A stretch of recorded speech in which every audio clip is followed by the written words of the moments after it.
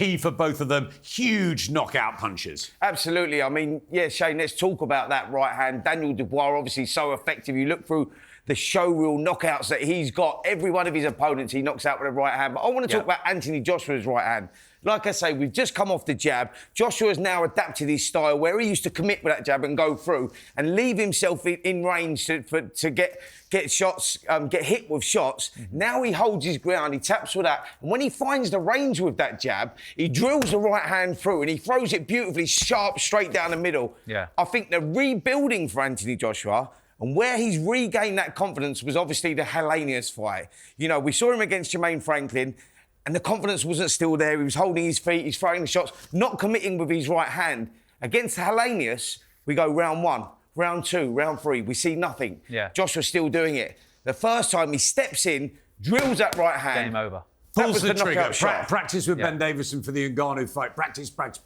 I want to go to Dubois here, Shane. Look, he's got a huge right hand too. Massive power. Oh, his right hand's phenomenal. I mean, but it is shorter. The AJ throws a right hand from a lot longer. Show us. Daniel, as I said, you know, the most important thing, Daniel gets confidence in his right hand. Once say he's going here, he goes here, and he throws it short because he's throwing it, which we're going to talk about later on, is that he's a combination puncher. He's going here. If you watch against Bogdan Danu, he sort of misses, you step off to the left, he scoops that, and then as he gets on the ropes, he goes boom. He's through the middle. That's when he pins him and squares him up with the right hand. So for Daniel, the right hand is more to set up the combination punches. AJ for a clean knockout. So for Daniel, what Shane is saying is Daniel likes throwing the punches when he's inside and he likes throwing them short. Yeah. Now for Anthony Joshua, as I've said with the jab, we've gone off that jab, he's found the range with a jab, he's found the range, and as soon as he finds that range, boom, he throws the right hand through the middle. And he goes there, boom, he goes through the middle.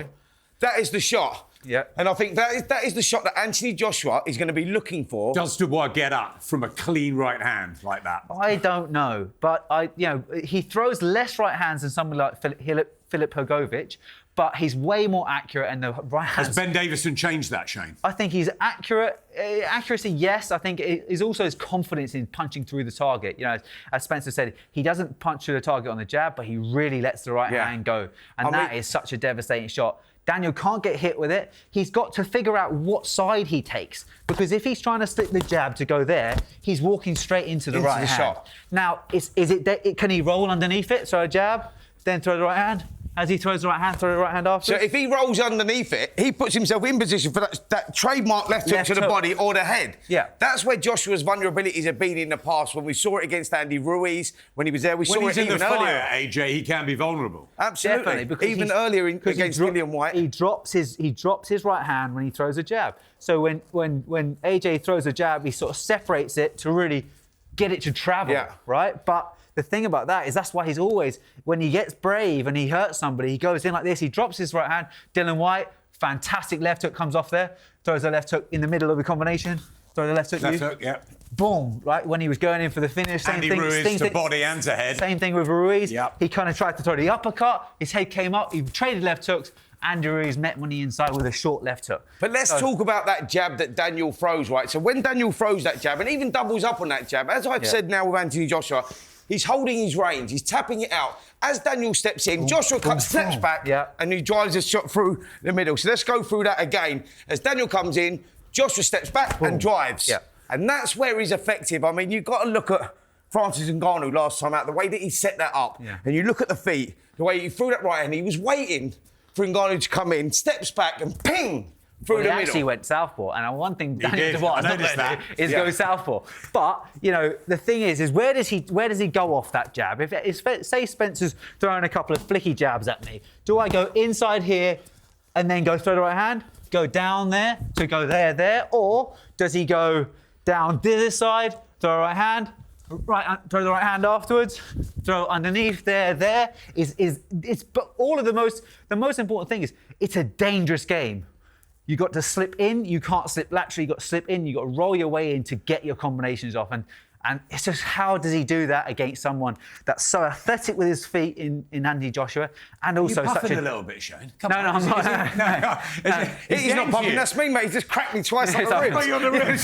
Come on, right, we're going to break it up just like, because I'm interested so let's go now. These combination punches, guys. We're talking about that, where Daniel gets inside. Go back to the board, Spencer, right? Because the combination punches could come into this, especially those rounds 3, 4, 5, when the fighters are established, OK? Where's AJ there at that point of the fight, if, say, that jackhammer right hasn't worked? Well, this is where AJ now has rebuilt as a fighter, and he's got that confidence back. And with the confidence, you have that ability to throw not just a jab, not just a 1-2, but do what you would do when you was effective. Like when you took Klitschko out and you was there and you put your shots together. Like when you knocked Dillian Whyte out in that round 7, when he went there and he realised he hurt Dillian Whyte and he jumped on him, but it was about combination punching. He's so dangerous with the uppercut as well. Trademark shot. Klitschko, he caught him with it. Dillian Whyte, he knocked him spark out with that as well.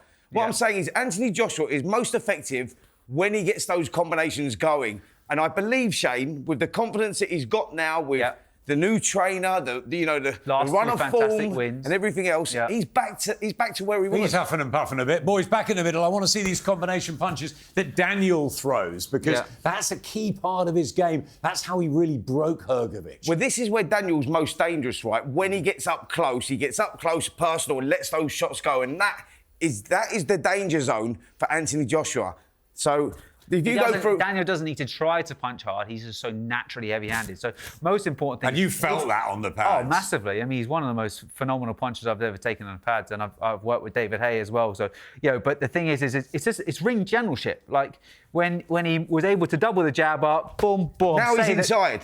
Then he can throw there, then he can throw there, he can go here, he can bring it up well. But by doing that... I'll show them on Spencer. He can take it. Let's go. He goes inside. He goes there. There, he can go down underneath afterwards, or there and across. And so for me, bringing Anthony Joshua into the equation here, when Daniel's punching there, when he does that, we know he has a tendency to carry that left low, and that's where he's vulnerable. And so when you're throwing the combinations, keep letting the shots go. So you're Daniel Dubois, you're throwing the shots, throw the combinations, and Joshua has to go with him. And when Joshua goes with him, that's where he goes. So the combinations are going, Joshua punches with him, and we get him there, and then go with him. Whoa. This is good, guys. Yes, we like it. Yeah, exactly. Okay, right on the inside. Yeah, so that's what we had with AJ and Klitschko when they opened up on each other. But this is the importance of combination punching. Daniel Dubois, we know Will he's it get doing there, it. Spencer? Will it get there? I don't know if it will get... I think AJ is not gun shy, but he likes the clean work, and his coach likes the clean work. Now, it's down to someone like Don Charles, who's used to working with Chisora, that has to force the action. Yep. Dubois has done that previously in his last 2 fights. Yep. So he really has to find that range. Miller and Hrgovic. And if he survives the first 3 or 4 and he gets into those trenches, Dubois, you believe in him? I believe in him. Yeah. 100%, because it's who's the more comfortable throwing the combination of the last 4 or 5 fights? Oh, listen, it's Daniel Dubois without a doubt. But here is where I'm at with Anthony Joshua. He has to punch with Daniel, otherwise he's in serious trouble, because... Like you say, Joshua likes to keep it long. He likes it there. He likes those straight right hands through the middle. But what Daniel does is he steps in and closes that range and then lets his combinations go. Anthony has to go with him. Yeah. And if he don't go with him, he's in trouble. He's got a punch. Or does he get on his feet? Does he get on his feet and box as well, Joshua? That's the other thing. Because I think a key part of this is their defence and the space, the distance over 12 rounds. Back to the screen. Let's have a look at this. Because there are vulnerabilities in Joshua and in Dubois' defence. Absolutely. Now, in the defence for both guys, for me, Shane, I'm sure you're going to agree with this, but the defence for both guys here is downstairs, the footwork. A lot of people don't realise the importance of the footwork. It gets you in range, it gets you in trouble, and gets you out of trouble. So, you've got to use it at the right times. Anthony Joshua learned from the mistakes of Andy Ruiz. He adjusted. He showed that he's got the ability to move around, stay out of trouble, and take his chance when he has to, trade when he has to. Now, we know that he can move, we know that he can box, and we know that he can fight. He's shown it when he's had to bite down his gum shield. Dillian Whyte, Klitschko, those times where he's had to sit in the pocket. When was the last time he had to bite down his gum shield? But this is it. Will you revert to when was the last time he was fighting at pace for 12 rounds? It was probably Usyk. And even then, it was a reasonably technical, slow pace. And so, Shane, what I'm saying is that this is the million-dollar question, and what makes this fight so exciting is, does Anthony Joshua revert back to what he knows if he gets himself in trouble when he has to, or if he gets in trouble when he has to? I mean, look, let's talk about Daniel Dubois. You know him better than most. We've seen Anthony Joshua. We know that he's got that footwork. He can manoeuvre. He can get himself in and out. Very athletic. Has Daniel Dubois got it? Daniel Dubois has got the fantastic footwork when he's on the back foot. Like, you see him, he looked very good against Usyk because he was trying to move, trying to take it an angle. He's very well balanced in his footwork. He set up a little bit too much on the front foot. That's why he rounds that. Get back out so here we go again. I'm watching the feet now. The footwork for both guys actually is key to defence. Daniel Dubois is very athletic. He's light on his feet for a very big guy. Anthony Joshua has to be that guy as well. Shane, we've seen him in the past where we've seen him light on his feet, like the people like Ruiz, but we've seen him sort of flat-footed and planting his feet as well. In this fight, I believe, he has to be up on his toes. He's got to be prepared to sort of go with Daniel in many ways and manoeuvre a lot, not sit down, don't stay in the pocket, just moving around so you can get off with those jabs. Keep Daniel occupied, keep him busy. I mean, where do you see Daniel Dubois here? Like, we're talking about defence, but let's start with the feet on defence here. Yeah. He's got great feet, Shane, hasn't he, Daniel? Underrated. Daniel's got great feet. He's got a great balance. He's got a great springing attack. Like, that's why he go boom, boom, boom, boom. He can throw them in nice and quick when he does that. But AJ, the most important thing for AJ is to take these lateral steps, because Daniel, you know, we talk about his jab and how effective his jab is, but say if he steps to the left, that's where Daniel overcommits, as we're talking about earlier on with the jab. And I think just little small adjustments one way and the other. That's what Usyk was doing. He was constantly adjusting and constantly stepping like this all the time. And Daniel was getting a little bit stuck in the mud. Shane,